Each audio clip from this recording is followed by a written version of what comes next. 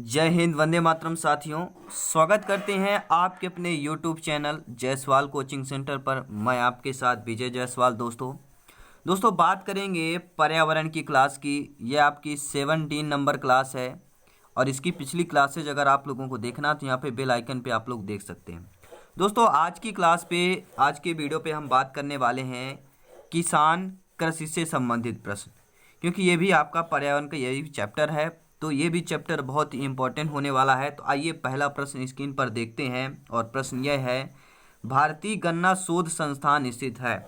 जो भारत का हमारा गन्ना शोध संस्थान है वह कहाँ स्थित है? तो आपके कोयम्बटूर में स्थित है। कहाँ पर स्थित है? ये बहुत बार दोस्तों टीटी एग्जाम में पूछा गया है, टेट में पूछा गया है, तो बहुत ही इंपॉर्टेंट प्रश्न है। भारतीय गन्ना शोध संस्थान स्थित है तो आपके कोयम्बटूर में स्थित है। नेक्स्ट क्वेश्चन यहाँ पर यह पूछा जा रहा है दोस्तों, भारतीय दलहन अनुसंधान संस्थान स्थित है। भारतीय दलहन अनुसंधान संस्थान स्थित है तो ये आपके कहाँ स्थित है? आपके कानपुर में स्थित है। ध्यान रखना है, मध्य प्रदेश की बात नहीं कर रहे हैं, न यूपी की बात कर रहे हैं। ये भारतीय दलहन अनुसंधान संस्थान की बात की जा रही है दोस्तों, तो आपके कानपुर में है। राज्यों से लेकर भी हम प्रश्न आएंगे दोस्तों। स्टार्ट करने वाले हैं क्लासेज, क्योंकि प्रत्येक राज्य, मध्य प्रदेश, यूपी, उत्तर प्रदेश, राजस्थान, प्रत्येक राज्यों से भी यहाँ पे प्रश्न लेकर आएंगे। मूंगफली का सबसे बड़ा उत्पादक राज्य कौन सा है? मूंगफली का सबसे बड़ा उत्पादक राज्य कौन सा है भैया? तो वह आपका गुजरात है। गुजरात में सबसे ज़्यादा मूंगफली का उत्पादक राज्य माना जाता है। नेक्स्ट क्वेश्चन की बात करेंगे। अगला प्रश्न यह है दोस्तों, सभी इंपॉर्टेंट फैक्ट रहेंगे। राष्ट्रीय किसान आयोग का गठन किया गया। दोस्तों जो आपका राष्ट्रीय किसान आयोग है इसका गठन किया गया तो जनवरी 2004 में किया गया था। कब किया गया था आपके? ये याद रखना आपको, जनवरी 2004 में किसका? राष्ट्रीय किसान आयोग का गठन किया गया था। और दोस्तों यह प्रश्न है कि चीनी का कटोरा किस राज्य को कहा जाता है? चीनी का कटोरा यानी कि जिसे शक्कर बोलते हैं ना, वही चीनी है। चीन मत ले लीजिएगा, ठीक है? जो हमारा विरोधी यहाँ पे देश है उसको नहीं लेना है, क्योंकि आजकल बहुत वह उछल कूद कर रहा है, तो वहाँ पे नहीं जाएंगे। आते हैं प्रश्न पर, चीनी का कटोरा किस राज्य को कहा जाता है? इसका आंसर आप लोग कमेंट करके जल्दी बताएं। फटाफट नीचे कमेंट बॉक्स में जाएं और कमेंट करके हमें ज़रूर बताएं इसका राइट आंसर क्या होगा। चलते हैं नेक्स्ट क्वेश्चन की तरफ। अगला प्रश्न ये है, राष्ट्रीय कृषि एवं ग्रामीण विकास, जिसे हम नाबार्ड भी बोलते हैं, की स्थापना कब हुई थी? राष्ट्रीय कृषि एवं ग्रामीण विकास बैंक आ सकता है, या आपका नाबार्ड की स्थापना कब हुई थी, ऐसा भी प्रश्न पूछा जा सकता है। तो यह आपके 12 जुलाई सन 1982 को किया गया था। याद रखना है, 12 जुलाई सन 1982 को नाबार्ड की स्थापना हुई थी, यानी राष्ट्रीय कृषि एवं ग्रामीण बैंक की स्थापना हुई थी। अगला प्रश्न यही है, चीनी का कटोरा किस राज्य को कहा जाता है? अगर आपने कमेंट कर दिया होगा अभी तक तो उम्मीद करता हूँ यह प्रश्न आ गया।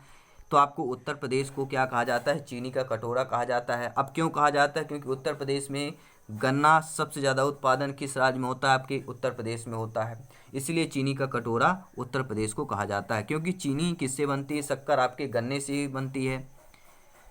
नेक्स्ट क्वेश्चन की बात करें। अगला प्रश्न है, धान की डलिया किस राज्य को कहा जाता है? दोस्तों अभी तक आपने प्रश्न यहाँ पे सुना होगा कि धान का कटोरा, धान की खेती, ऐसे आपके प्रश्न सुने होंगे, लेकिन अपडेट प्रश्न यहाँ पे यह है कि धान की डलिया किस राज्य को कहा जाता है, या धान का कटोरा किस राज्य को कहा जाता है? तो छत्तीसगढ़ को कहा जाता है। धान का कटोरा तो फेमस है दोस्तों, लेकिन धान की अगर डलिया प्रश्न आ जाए, धान की डलिया किस राज्य को कहा जाता है, तो ये भी आपको छत्तीसगढ़ ही क्लिक करना है, याद रखना है। पूरा कंसेप्ट क्लियर करेंगे। जो भी आपके एग्जाम के पैटर्न का प्रश्न है सभी प्रश्न यहाँ पर लेकर आए हैं। भारत में हरित क्रांति की शुरुआत कब हुई थी? हमारे भारत की बात की जा रही है दोस्तों, तो भारत में हरित क्रांति की शुरुआत कब हुई थी? तो यह आपके सन 1667 और 68 के बीच में हुई थी। अगर एग्जाम में आ गया प्रश्न तो आपको लगा देना है, क्या करना है भैया? सन 1967, याद रखिएगा, 1967 और 68 में हुई थी किसकी? भारत में हरित क्रांति की शुरुआत 1967 और 68 में शुरुआत की गई थी। अगला प्रश्न यह है, राष्ट्रीय डेयरी विकास बोर्ड की स्थापना कब हुई? राष्ट्रीय डेयरी विकास बोर्ड की स्थापना कब हुई? तो सन 1970 में हुई थी। कब हुई थी भैया? राष्ट्रीय डेयरी विकास बोर्ड की स्थापना 1970 में हुई थी, याद रखिएगा। अगर आपने जायसवाल कोचिंग सेंटर को आज ज्वाइन नहीं किया तो ज्वाइन कर लीजिएगा और बेल आइकन प्रेस कर लीजिएगा ताकि लेटेस्ट नोटिफिकेशन आपको मिलता रहे। बहुत ही बेहतरीन प्रश्न दोस्तों, लाजवाब प्रश्न है। मसालों की रानी किसे कहा जाता है? काफ़ी सारे 4 ऑप्शन दे दिया जाता है आपको। इलायची कहा जाता है, लौंग को कहा जाता है, यह आपके गरम मसाला हो गया, या इनमें से सभी दे दिया जाएगा। तो मसालों की रानी की अगर बात की जाए, क्वीन की बात की जाए, मसालों की क्वीन की बात की जाए तो वह आपका इलायची है। मसालों का क्वीन कौन है, मसालों की रानी कौन है? वह आपकी इलायची ही, याद रखना है। नेक्स्ट क्वेश्चन की बात करेंगे। अगला प्रश्न है, अगर आप लोगों को पता हो तो कमेंट भी करते जाएं साथ साथ। केंद्रीय शुष्क भूमि अनुसंधान संस्थान स्थित है। केंद्रीय शुष्क भूमि यानी कि जहाँ पर शुष्क भूमि होती है उसका अनुसंधान बनाया गया है तो केंद्र की तरफ से। तो केंद्रीय शुष्क भूमि अनुसंधान संस्थान यह आपके कहाँ है? तो यह आपके हैदराबाद में है, याद रखना है। कहाँ पर है भैया? अगर एग्जाम में आ गया केंद्रीय शुष्क भूमि अनुसंधान संस्थान कहाँ स्थित है? आपके हैदराबाद में है, उत्तर प्रदेश में है, मध्य प्रदेश में है, राजस्थान में है। तो आपको क्या है? हैदराबाद में क्लिक करना है। अगला प्रश्न स्क्रीन पर दिया गया है कि भारतीय अर्थव्यवस्था का मुख्य आधार क्या है? जो हमारी भारतीय अर्थव्यवस्था है उसका मुख्य आधार क्या है? तो बच्चा जानता होगा कि हमारा भारत जो है कैसा है, कैसा देश है? कृषि प्रधान देश है। भारत हमारा कृषि प्रधान देश है, तो भारतीय अर्थव्यवस्था का मुख्य आधार आपका कृषि ही है। अगला प्रश्न आइए देख लेते हैं। National bureau of plant genetic resources स्थित है। National bureau of plant genetic resources स्थित है। वेरी टफ क्वेश्चन है, बहुत ही अंदर क्वेश्चन है, वीक और कहा जाए तो डीपली क्वेश्चन है। तो ये आपके नई दिल्ली में स्थित, याद रखना। National bureau of plant genetic resources स्थित है, नई दिल्ली में स्थित है। अगला प्रश्न स्क्रीन पर है, भूदान आंदोलन के प्रणेता कौन थे? बहुत अच्छा प्रश्न है। जो भूदान आंदोलन एक चलाया गया था उसके प्रणेता कौन हैं? तो उसके प्रणेता जो हैं आपके विनोबा भावे जी हैं। अगर एग्जाम में आ जाए, बहुत बार दोस्तों यह एग्जाम में पूछा गया प्रश्न, रिपीटेड प्रश्न है कि भूदान आंदोलन के प्रणेता कौन रहे हैं? तो आपके विनोबा भावे जी रहे हैं, याद रख लीजिएगा। नेक्स्ट क्वेश्चन की बात करेंगे दोस्तों। अगर पीडीएफ फाइल पाना चाहते हैं तो हमारे टेलीग्राम ग्रुप में भी ज्वाइन कर सकते हैं, जायसवाल कोचिंग सेंटर पर सर्च कर सकते हैं, या लिंक आपको वीडियो के डिस्क्रिप्शन में सबसे नीचे मिल जाएगा। क्वेश्चन की बात करते हैं। राष्ट्रीय बीज अनुसंधान एवं प्रशिक्षण केंद्र स्थित है। जो आपका राष्ट्रीय बीज और अनुसंधान एवं प्रशिक्षण केंद्र है वह आपके वाराणसी में स्थित है, जो कि आपके कहाँ पर है? यूपी पर है, उत्तर प्रदेश पर है। अगला प्रश्न आइए देखते हैं। विश्व खाद्य दिवस मनाया जाता है। बहुत अच्छा प्रश्न है, बहुत बार एग्जाम में पूछा, दिवस से संबंधित आपका है। तो विश्व खाद्य दिवस कब मनाया जाता है दोस्तों? तो ये आपके 16 अक्टूबर को विश्व खाद्य दिवस मनाया जाता है, याद रखिए। कब? 16 अक्टूबर को। 16 अक्टूबर को विश्व खाद्य दिवस के रूप में मनाया जाता है। अगला प्रश्न है, अम्लीय तथा क्षारीय मिट्टी के सुधार हेतु क्रमशः प्रयुक्त होता है। अगर आपकी अम्लीय तथा क्षारीय मिट्टी है, इसका सुधार क्रमशः प्रयुक्त होता है। क्या इसके सुधार के लिए क्या प्रयोग किया जाता है? अगर आपकी मिट्टी अम्लीय और क्षारीय है तो इसके लिए क्या है? चूना तथा जिप्सम का उपयोग किया जाता है। और बात आती है इस प्रकार की मिट्टी पर कौन सी खेती होती है? तो सबसे ज़्यादा आपका चाय की उत्पादन होती है, चाय की पत्ती की खेती होती है। और चाय की पत्ती खेती किस तरह होती है? चाय की पत्ती खेती आपकी सीढ़ी नुमा होती, याद रखिएगा, एग्जाम में आ जा सकता है। अम्लीय तथा क्षारीय मिट्टी के सुधार हेतु चूना तथा जिप्सम का प्रयोग करते हैं। और इस प्रकार की मिट्टी पर चाय की पत्ती का ज़्यादातर इसमें उपज करते हैं। और जो चाय की पत्ती की खेती होती है वह सीढ़ी नुमा होती है। अगला प्रश्न स्क्रीन पर है, राष्ट्रीय किसान दिवस मनाया जाता है। जो राष्ट्रीय किसान दिवस है मनाया जाता है, कब मनाया जाता है? तो 23 सितंबर को मनाया जाता है। राष्ट्रीय किसान दिवस कब मनाया जाता है? 23 सितंबर को मनाया जाता है प्रत्येक वर्ष। अगला प्रश्न है, भारत के कुल रोजगार में कृषि का योगदान है। बहुत अच्छा प्रश्न है, अब तक का टॉप क्लास का नंबर 1 का प्रश्न है दोस्तों, कृषि से रिलेटेड, क्योंकि भारत हमारा कृषि प्रधान देश है।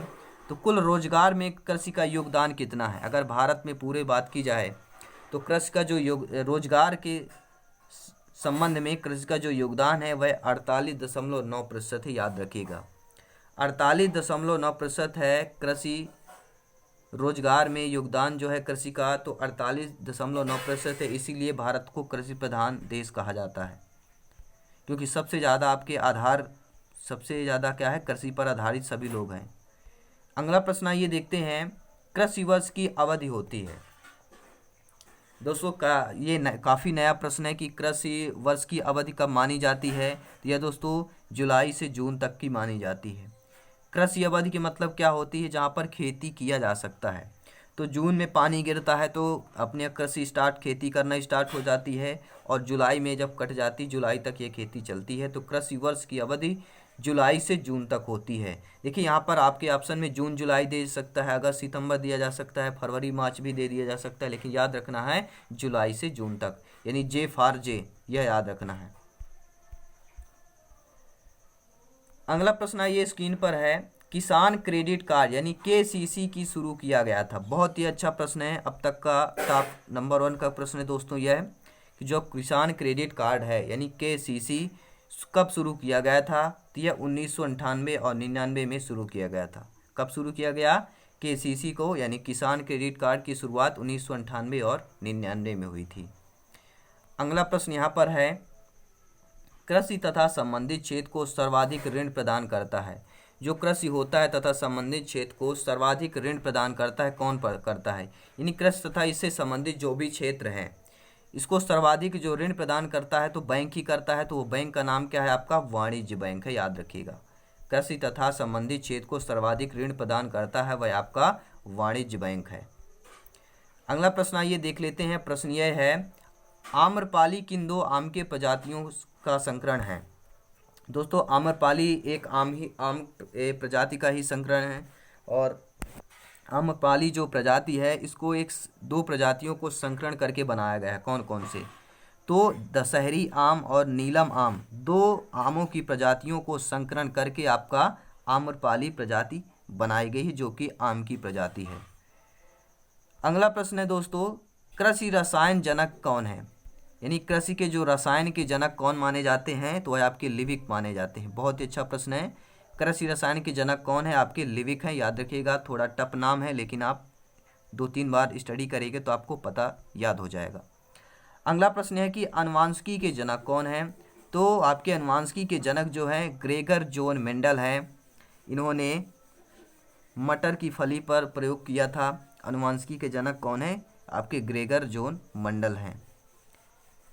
अगला प्रश्न है, जंतु विज्ञान के जनक कौन है, तो आपके जंतु विज्ञान के जनक आपके अरस्तु है, याद रखिएगा।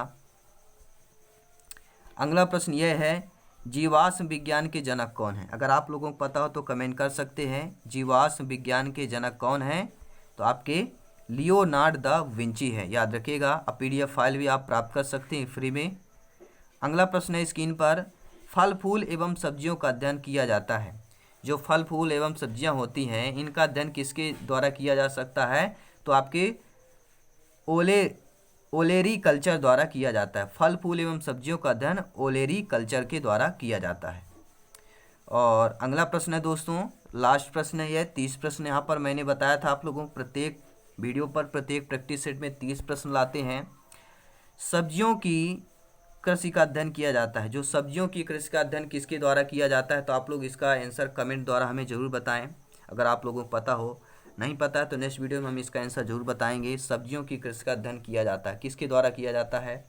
जो भी बच्चे, भाई बहन, अध्यापक गण, गृहिणी जो भी हो, सभी को मेरा प्रणाम स्वीकार करिएगा। और बात करेंगे भैया, यह सब्सक्राइब कर लीजिएगा, क्योंकि चैनल जो है आपके सिलेबस के अनुसार सभी वीडियो लाता है। जब आपके सिलेबस के अनुसार वीडियो मिलते हैं, स्टडी मटेरियल मिलता है, तो बिल्कुल सब्सक्राइब करें, लाइक करें, शेयर करें, और लोगों को भी बताएं कि यह जो चैनल है ये राष्ट्रहित में शिक्षा के जगत का चैनल है। इसका जो मेन उद्देश्य है, हर एक विद्यार्थी को, हर एक अध्यापक को, जिसने भी भैया शिक्षक बनना, जिसका सपना देखा है, जिसने फॉर्म अप्लाई किया है, जिसने स्टडी कर रहा है, जो भी भाई बहन स्टडी कर रहे हैं, सभी का सपना यहाँ पे साकार होगा और सभी यहाँ पे अध्यापक बनेंगे, शिक्षक बनेंगे, ये मेरा वादा है दोस्तों। तो लाइक और शेयर करते रहें, और वीडियो अच्छा लगे तो ज़रूर लाइक और शेयर करें। बिल्कुल लाइक और शेयर करते जाएं, इसमें लाइक और शेयर में कमी मत करें, क्योंकि ये भी एक आपका परिवार है दोस्तों। जायसवाल कोचिंग सेंटर ये शिक्षा जगत का परिवार है। हमारी इच्छा राष्ट्रहित में शिक्षा। तो जय हिंद, वंदे मातरम। आप सभी के माता पिता को मेरा प्रणाम कहिएगा। जय हिंद साथियों।